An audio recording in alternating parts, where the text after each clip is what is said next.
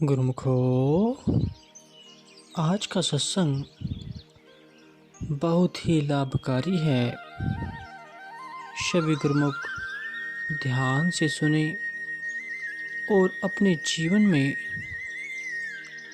उसे धारण करें और सही मार्ग को अपनाते हुए श्री गुरु महाराज जी के आदेशानुसार चलते हुए सत्य कर्म करते चले। तुलसीदास जी कहते हैं कि सो परत दुख पाइए, सिर धुनि धुनि पछताई, काल ही कर्म ही ईश्वर ही, मिथ्या दोष लगाए। संत तुलसीदास जी कथन करते हैं कि मानुष जन्म अति सौभाग्य और शुभ संस्कारों से प्राप्त होता है। इस तन को प्राप्त करने के लिए देवी देवता भी हर समय ललायित रहते हैं, क्योंकि यह मोक्ष प्राप्त करने के लिए साधन का धाम है। मनुष्य जैसी वह जितनी साधना इसमें करना चाहे कर सकता है, जहाँ जाना चाहे वहाँ पहुँच सकता है और जिस पदवी की आकांक्षा हो वह प्राप्त कर सकता है। यह मानव तन 84 लाख योनियों के बंधन से मुक्त होने के लिए खुला हुआ है। केवल एक दरवाजा है। ऐसे अनमोल जीवन को प्राप्त कर जिसने अपना परलोक नहीं संवारा हो तो वह अंत में सिर धुन धुन कर रोएगा, परंतु उस रुदन करने व पश्चाताप करने से हाथ कुछ भी नहीं आता। तदंतर जीव बहाने करता है कि मुझे भक्ति करने के लिए समय ही नहीं मिला, मेरे भाग्य में भक्ति है ही नहीं, या मेरे कर्मों में भक्ति होती ही नहीं। तो अपने आप प्रेरणा हो जाती, या जब प्रभु की मौज होगी तो भाग्य भी उदय हो जाएंगे और वे स्वयं मेरा मन भक्ति में लगा देंगे।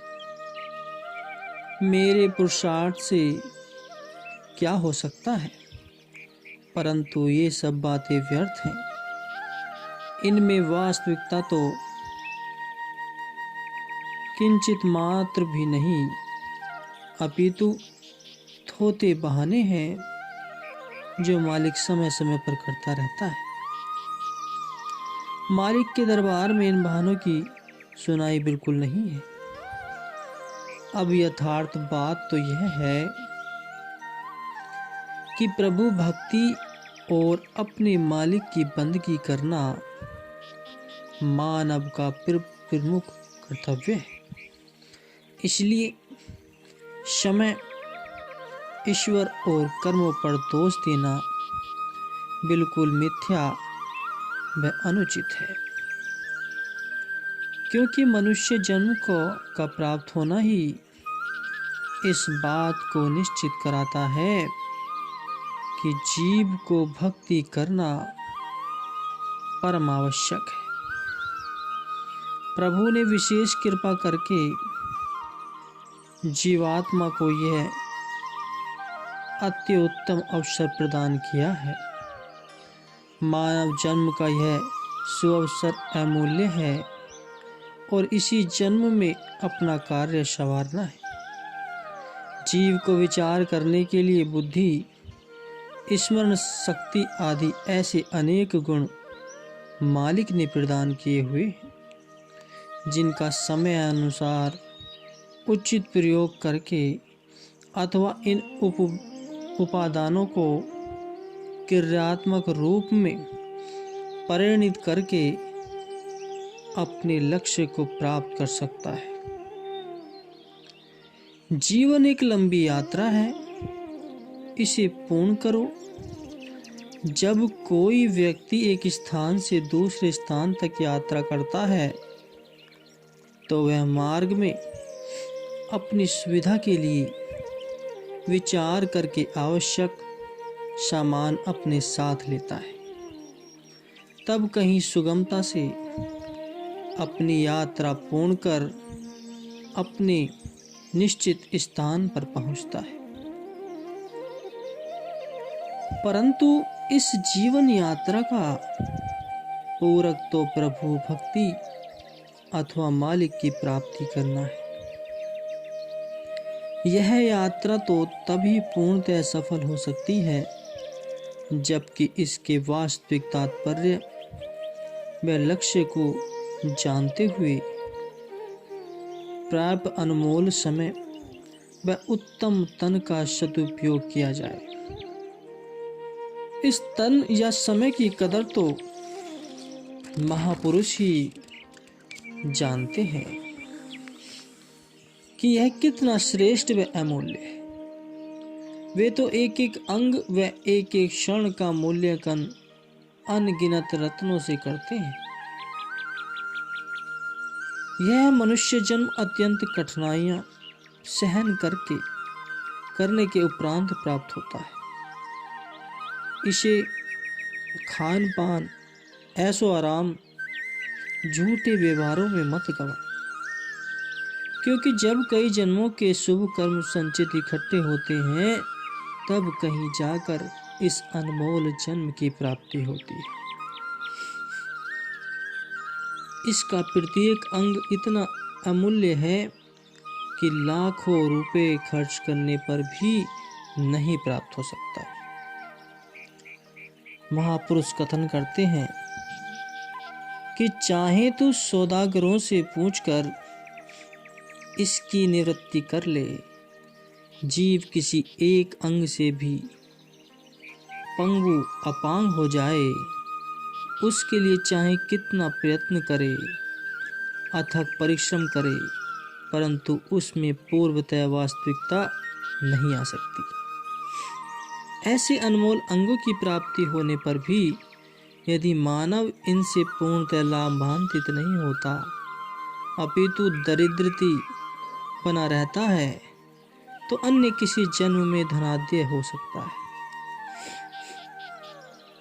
एक बार परम संत श्री कबीर साहिब जी रमता राम भ्रमण करते हुए एक स्थान पर पहुंचे। वहां एक व्यक्ति हाथ पसारे भिक्षा मांग रहा था।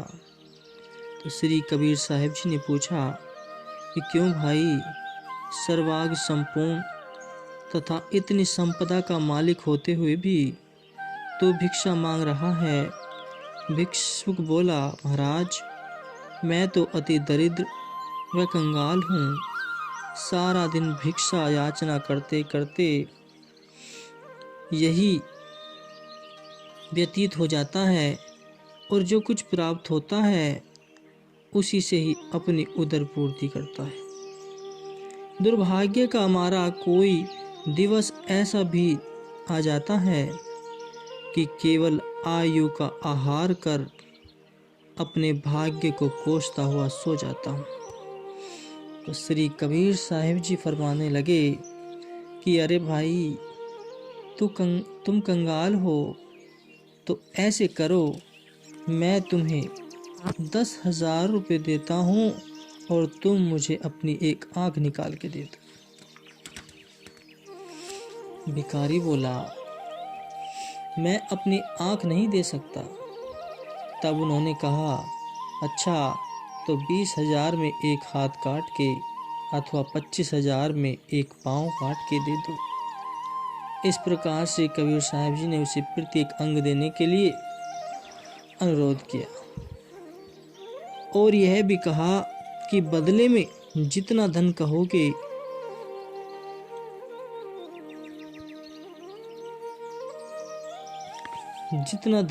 कहोगे देंगे। परंतु उसने तो एक भी बात स्वीकार नहीं की। उसने कहा, महाराज, यदि मैं अपना अंग काट कर दे दूं तो मैं अपंग हो जाऊंगा, अपने शारीरिक क्रियाकलाप के भी योग्य नहीं रहूंगा। इसलिए मैं ऐसा किसी मूल्य पर भी नहीं कर सकता। तो संत महापुरुष तो जीव को समझाने तथा सत्य पथ पर अग्रसर करने के लिए सर्व कौतुक रचते हैं। तो श्री कबीर साहब जी कहने लगे कि जब तुम्हारा एक एक अंग इतना बहुमूल्य है तो सब अंगों को मिलाकर तुम्हारे शरीर की कितनी कीमत हुई। फिर तुम इतनी संपदा के मालिक होकर दरिद्र कैसे हुए।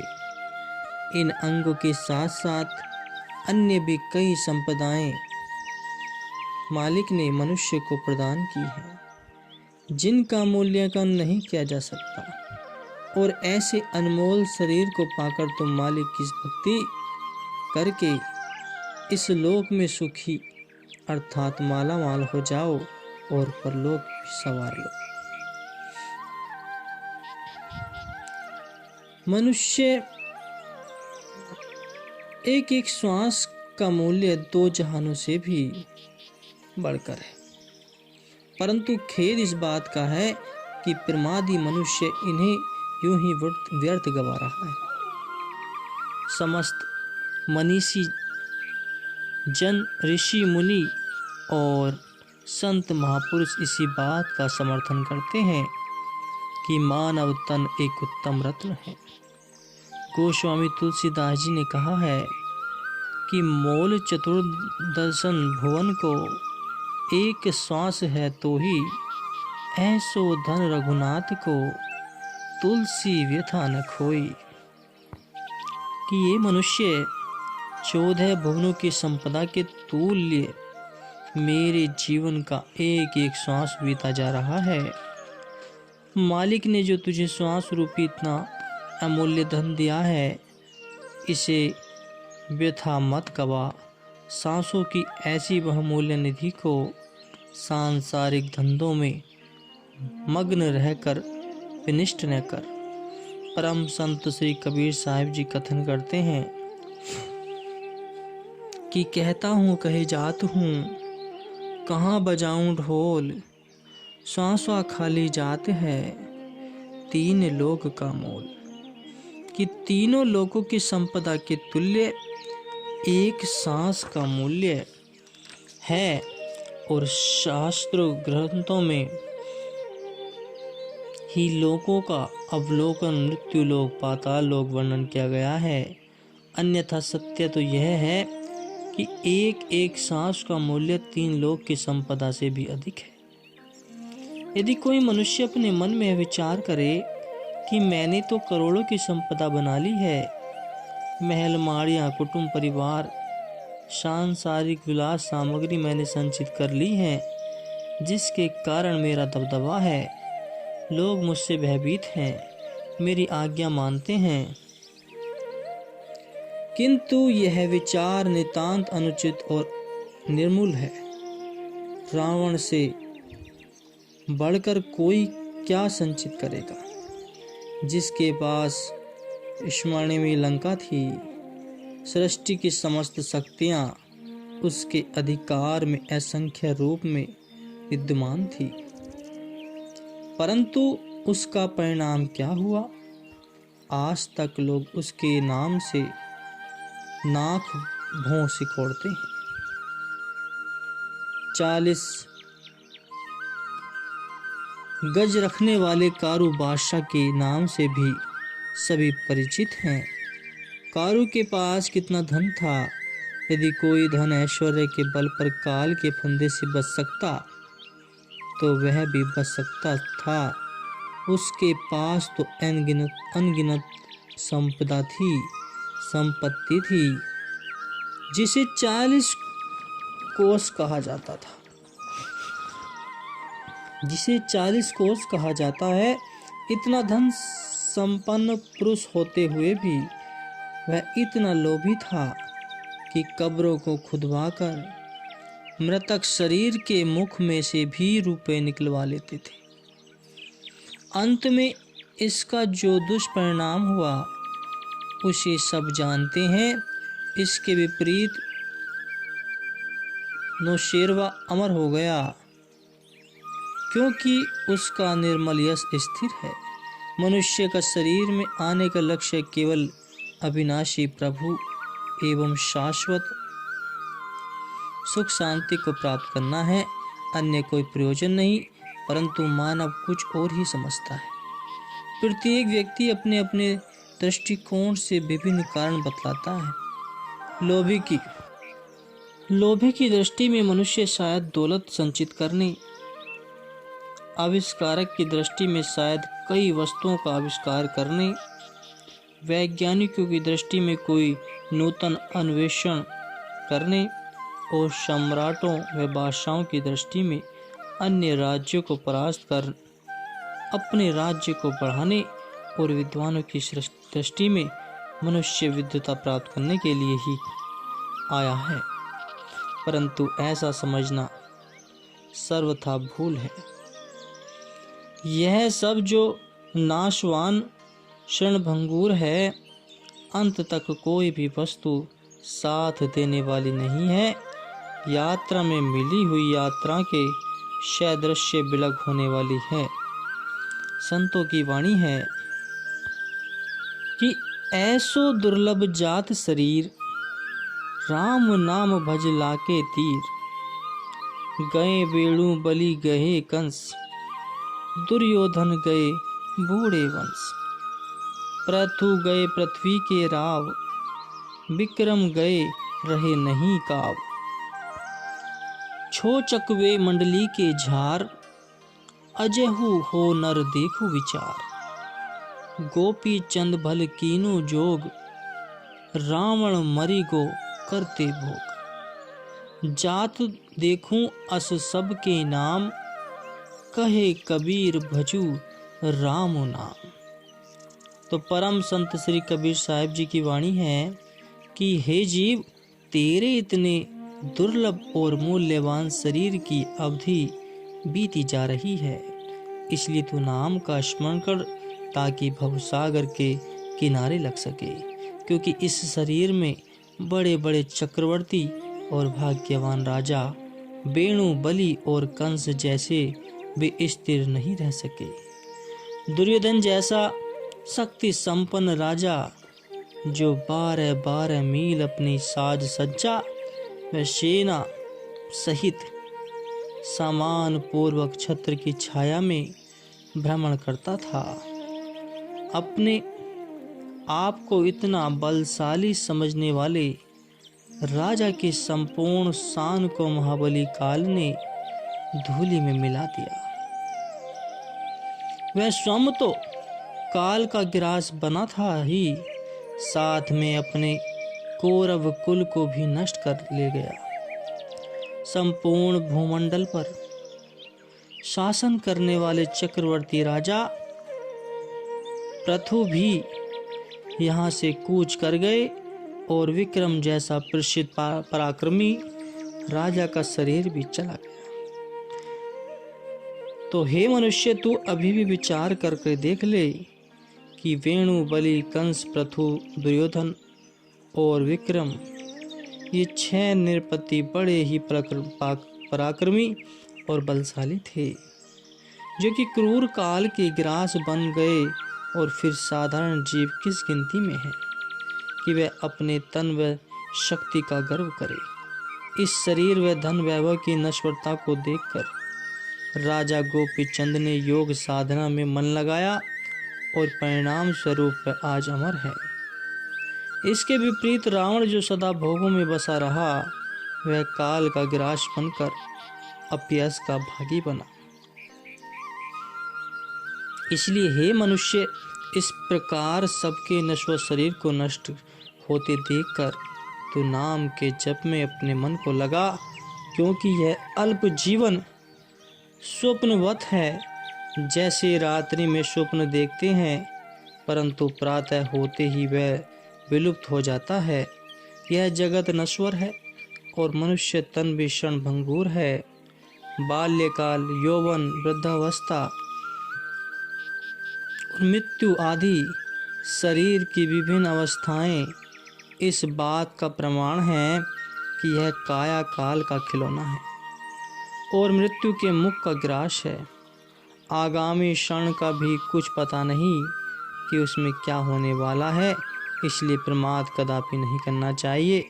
समय रहते हुए गुरुमुखों सभी को नाम सिमरन भजन सिमरन करना चाहिए और अपने श्री गुरु महाराज जी के आदेशों पर चलना चाहिए, क्योंकि वे ही उस परमात्मा तक के जाने का मार्ग सुगमता से बताते हैं। उनके बताए हुए नियमों पर चलें और अपने जीवन को सफल बना ले गुरुमुखों।